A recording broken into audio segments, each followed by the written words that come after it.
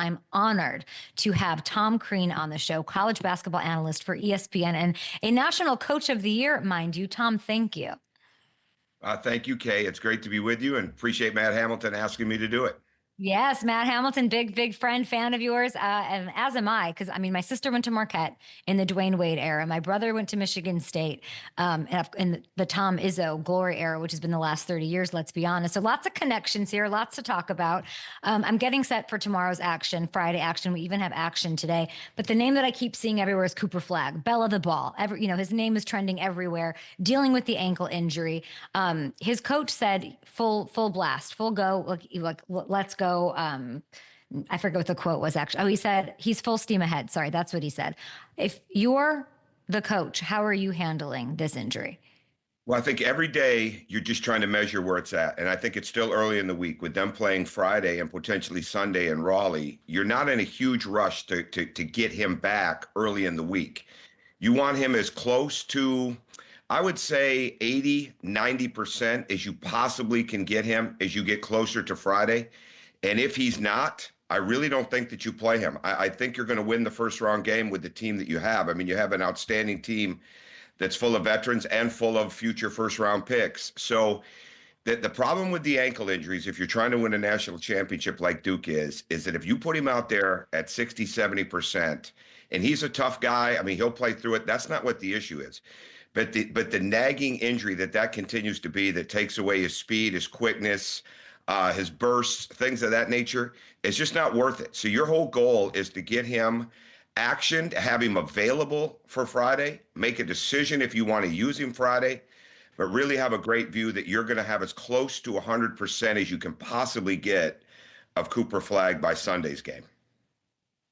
Great analysis. It's not an easy decision to make, but they can probably get past who they face, which is the winner of American and Mount St. Mary's, and they play today, of course, in the East. They better win that game. I mean, they better win that game if you're Duke. Right. So I think so then I would ask you, Tom, like if we're saying we want him to be available for Friday, and then you make a decision, like sounds like the decision is just let's decide today on Tuesday, no matter what he looks like, he's not playing. Is that fair? No, I don't think so. I think it's a day-to-day, and especially because he got hurt on Friday, or Thursday it was. So the bottom line is every day they've got everything you possibly need to help him rehab. Every instrument that's available. I'm sure it's around the clock with him. And again, he's going to be comfortable as a competitor at far less than 100%. But you're trying to win the national championship, and you need him great next weekend and even better the following weekend. So yes, you have to win the games to get there, but you're good enough to win on Friday. I just think every day is a case study unto its own. It's like, where is he at? What can we project over the next few days? And at some point, you may have to save him from himself, because I'm sure he's going to want to be out there. But I think they're going to have enough tools to measure this.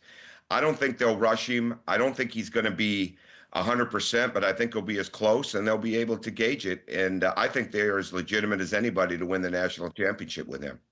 Yeah. Dwayne Wade had some knee stuff throughout his career when you had him. What were those conversations like? Did you have to save him from himself and protect him? Early on we did, when he got hurt, because he got hurt in a non-league game. And then we had to make a decision that first year that he played. The doctors felt that he wouldn't injure it worse, but that it wasn't going to get better, and it would need to be done at the end of the year. And really, at the end of the day, the surgery was not done correctly, and he had to deal with that over a period of time in his career. And that's the chagrin that you have, and we'll always feel for that, because he ended up having knee issues during his career, and obviously he had an incredible career. But he didn't think anything was really wrong with him. And so, yeah, when the competitor and the person comes out, you do have to save them from themselves. But that's where you have to 100% have reliability and trust in your medical team to know athletics, to know the person, but to also know the science and the healing process of the player's injury. Tom, I can't imagine, had he not had those issues, what Dwayne Wade's career would have been like. My God. Yeah, he was so average. I mean, he was just an average player. So he might have made a few all-star teams if he'd have been okay. No, he was phenomenal. As tough as they come, he really was. And I'm sure that's what Cooper Flagg is. So I don't think it's going to be that hard a decision. Again, especially it didn't just happen yesterday or today. It happened on Thursday. And there's so many hours that they get to measure this. And again, the Duke team is really good. And I think what was so good for Duke is they were not playing well when Cooper got hurt against Georgia Tech. In fact, they were 0 for 13 from the three when he went down. He was like 1 of 7. So they came back, they won the game. Then the next day, they struggled in the second half against North Carolina, like big time struggle. And in some respects, maybe the second half for North Carolina solidified in the committee's minds that they were capable of going into March Madness and playing. And then the next day, they really had to come and they had to finish it off against Louisville. So the experience of those young guys having to play without him, I think was absolutely invaluable for the mindset of that group. Things happen for a reason. It'll be interesting to see what happens. Speaking of making tough decisions, selection committee, they hear it. They hear it. They've got all the, the negative comments, the 1-star reviews. UNC is just all over the place. They're being called the most controversial team in the tournament. Bottom line, should they have gotten in, Coach? Well, whether they should or shouldn't have, I always felt like they would for a couple different reasons. Number one, at the top of the chain to me is there was no way the ACC was only getting 3 teams in, especially when the SEC was sitting at 13 with the potential of 14. They're just in the back room of the room. That's just not going to happen to those power leagues. The SEC bias is not real, but it's perceived to be real. And the SEC is absolutely deserving of 14 teams. And I thought Texas played their way in. And what I think, I wasn't in the committee, and I know Bubba Cunningham has taken a lot of hits on this, but what I saw in North Carolina is this. They played really, really well at the end of the year. You can't hold them responsible for the level or the strength of the teams that they played in the ACC. You can only hold them responsible for how they played in those games. They challenged themselves with a really good non-conference schedule, so that gave them a really strong non-conference strength of schedule, which I do think is a tipping point when you go against other criteria in the room. The recent results, it used to be the last 10K was a big factor when the NCAA selection committee, their last 10 games. They say it's not, but in this case it is. And I just think at the end of the day, I said this on television a lot last week, the tie goes to the blue blood. And if that didn't work out for Indiana, I thought they should be in too. And frankly, to me, I wasn't surprised that West Virginia didn't get in, that Boise State didn't get in. I was not surprised that Texas and North Carolina got in. Those are big names and big leagues that played really tough schedules. And again, you can't hold the ACC schedule against Carolina. And I always thought that it would be Wake Forest or it'd be North Carolina getting in. And North Carolina won 2 last week and had a great showing against Duke in the second half. If you could take Carolina out, which of those teams are you putting in? The 4 left out. Indiana, because of the way they closed the season as well. They played in a tough league. And I see the argument completely for West Virginia. So if it wasn't Indiana, it would be West Virginia. But if you're asking me personally, I would go Indiana. Do you think that they'll win tonight, Carolina?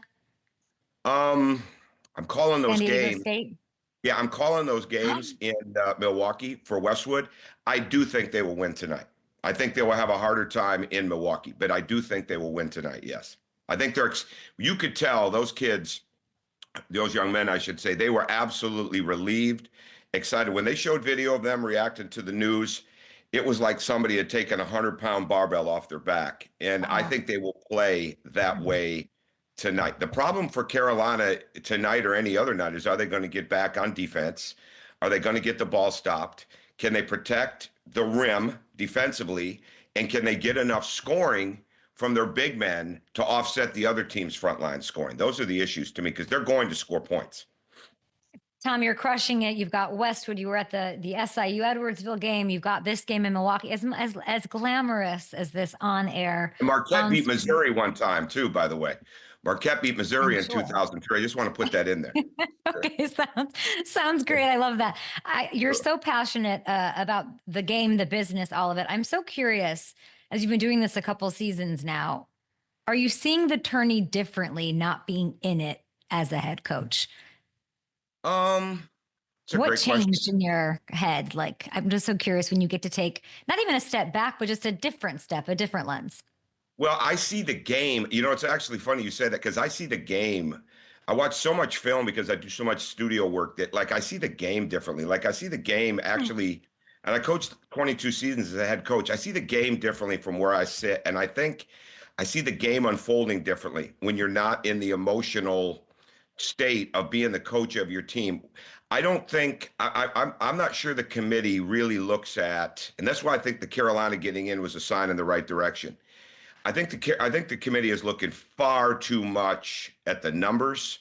I think they're looking at all the data points, and I'm not sure they're really doing the eye test the way that they need to do. And I think if you're going to have a great tournament, yes, you've got to look at the body of work. You've got to look at what happened in November and December, okay, because that's your criteria. But you better be looking at who's playing well. You better be have your nose and or your ear to the ground, all right, nose to the grindstone, so to speak, to find out what is the pulse of the teams. Because college basketball is so different right now that there's so many kids on these teams in the tournament that are already planning on where they're going to go to the next school. You know, let alone it used to be you worried about who was going pro. Now you're definitely looking that people know they're leaving. And you've got to be able to look at this and see, okay, who's coming together? Because you really have to have your team together on the day of the game because the people in the locker room, they know what each other are going to do. So as a coach, you don't know that all the time. And if you can get teams, that's why what Michigan did last week in Indianapolis, because they had been struggling. I mean, struggling big time. And they came together for 3 games inside of the Big Ten tournament and won the tournament. And you'd have thought they were the closest knit team in the country. Hmm. And they couldn't have been, or they wouldn't have lost the games the week before that they lost. So what Dusty May did with that group had them playing at a really high level at the right time. And I just think the committee has got to do far more on the look test and get their faces off the screen and the computer numbers and really dive in and have an even better view of what's going on with the teams daily, the best they Really can. well, really, really well said. I asked you that, well, curious about it because it's obviously a little bit of a different lane. You're enjoying it. You're very good at it. You're excellent, in fact. And Thank we you. appreciate the time, especially with you working tonight to kick off the tournament. But when I said Twitter, hit me with your questions for Tom Crean. Tom, they weren't asking me about Carolina and they weren't asking me about Duke or Wisconsin being seeded or robbed of blah. They all want to know any chance that you'd come back to Indiana? Will you come back and coach? Are you willing to coach Indiana again? Crean, we need you. What do you say to that? Well, I say that's really nice. And I could feel some of that when I was back in Evansville and I was calling the Ohio Valley game. I think Indiana has probably made their decision on who their coach is going to be. It's not me. I wasn't involved. That was a been there, done that. I loved it. And I have a pretty strong feeling they know what they're going to do. I don't know who it is, but they didn't call. That is not in the cards for Indiana. And we're just going to look at that as a great, great memory. And I think the fact that you're getting Mm. tweets like that from strangers that love it, that care about Indiana, makes me feel even better about the time there because for every negative comment on Twitter, there's usually about 5 positives. And I appreciate that very much. Do you get the itch, Tom, when you're out there to coach? I've always had that. Yeah, there's no question. I'll coach again. I don't have any doubt about that. I don't know where and when yet, but like my last year at Georgia was the first year of the portal and the first year of the NIL. We had $4,200 in the NIL. We had 7 guys go do a 3-hour clinic for $600 each. We had 2 other guys make $1,000 each from Crystal that year for a social media ad. That's $6,200. There's very few teams in the SEC that are under $3 million, $4 million right now in NIL. I would like to do that again. My last team was not very good at all at Georgia. We had a lot of injuries to key guys. I would like to go back in this era of NIL, in this era of portal, and try to do it. That doesn't scare me at all, but I'm not in a rush. I love what I'm doing. I don't want to go back just to go back. The number one criteria for me is to go somewhere where it absolutely matters, where even Okay. if they're not winning, they've won before and the fans will come back. Because that's what it's all about. If you don't have a thing that you can share with the fans and have people that are excited about your program, it's not worth doing to me. I feel like I'm in church or therapy right now. You are just the way that you are handling things, the way that you are settled, you're going to sort of let it fall to you, but you will be back. And I'm so excited about that. I want to ask you a little bit about Michigan State. We hit Indiana, we hit a little Marquette with D Wade. You were, I mean, Tom Izzo's like my favorite. Like he's like like I would be nervous to meet him. I met him once and was like a 6-year-old. I like melted. I'm just like so in awe of him. And you were both assistants, of course, before that you were with him. I loved this clip that was viral this past weekend where he's like, I'm not happy. I'm not going to be happy till we, do what we're supposed to do as a program. When have you seen Coach Tom Izzo the happiest? What's the happiest you've seen him? Oh, when Rocky was born, his daughter, when they got Steven, his son. He's happy after the games, but that was I saw that clip too. What I've always said about Tom, he's not happy, okay, unless he's unhappy. He's at his best when he's unhappiest, right? And it's not that he's never happy. He thrives on the challenge. And I always said this about him as well. Like he never lets the sun go down on a problem. And the rules were different when I was with him. So if there was a problem with a guy, I might be driving to pick him up at 2:30 or 3 in the morning to bring him into the office. I'm not kidding. And that was an incredible staff. That was when I was a GA. And I lived with Tom Izzo at his house and Jim Boylan, Wow. who won over probably 350 playoff games in the NBA on the far end there. He lived with us too. He's now with the Indiana Pacers. But Tom is a daily grinder of making you understand you have greatness in you. And that grinds on you and it lifts you. But at the end of the day, that's why those players all come back. They absolutely love them. I'd like to think that I inherited a lot of that, from people like him and Ralph Willard. I worked for Kevin Willard's dad for 5 years. And it's like, you're going to wear on people, but at the end of the Yeah. day, it's hard to get greatness out of people. And you can't give in when they're ready to give in. And I think that's him. But he's an incredible person, incredible family man, loves his family, loves his team. And I think he celebrates wins.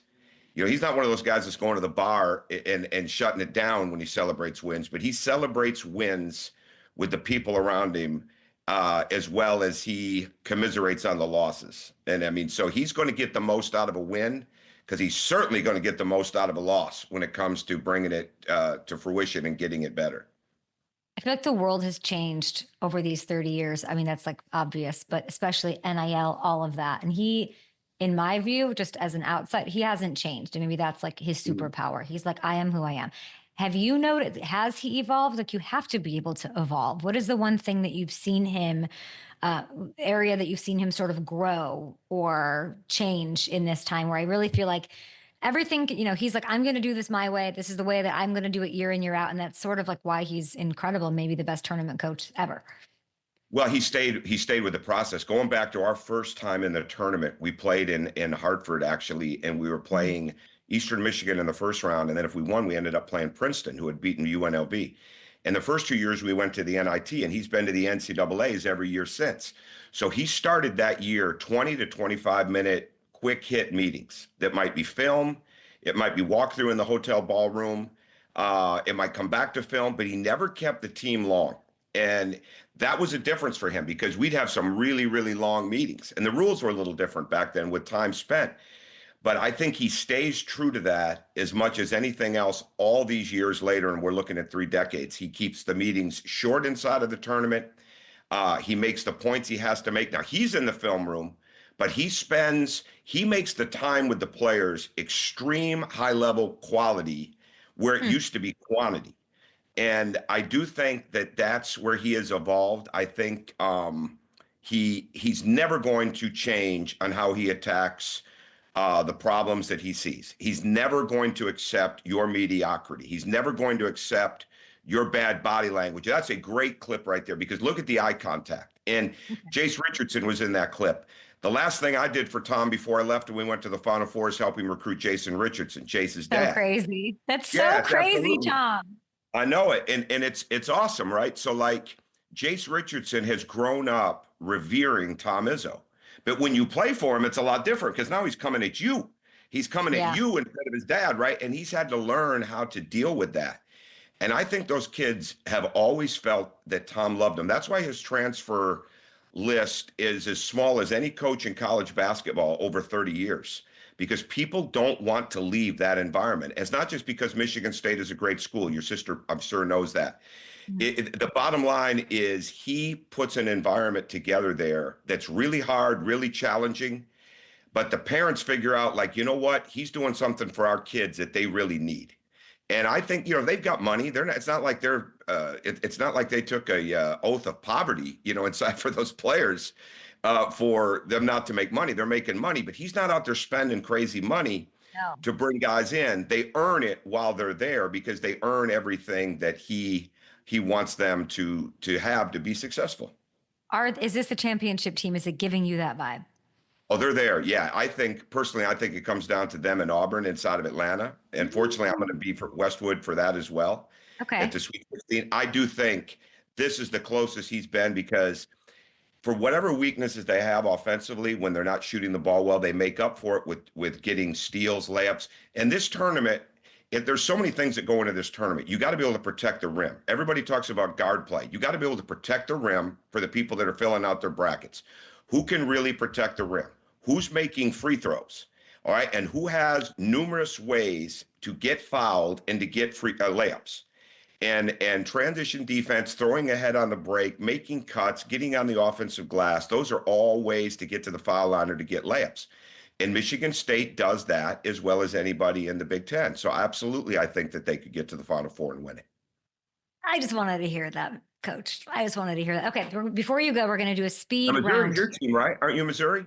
Yes. Now, do you have any thoughts about them you'd like to share? Yeah, absolutely. That's why I said that about Marquette, Missouri. I know you weren't there for that, but I think Dennis Gates has done a great job. I mean, there's three teams that I don't think people are talking nearly enough about in this tournament. They're not Cinderellas, but they're really good teams. They're not talking enough about Missouri.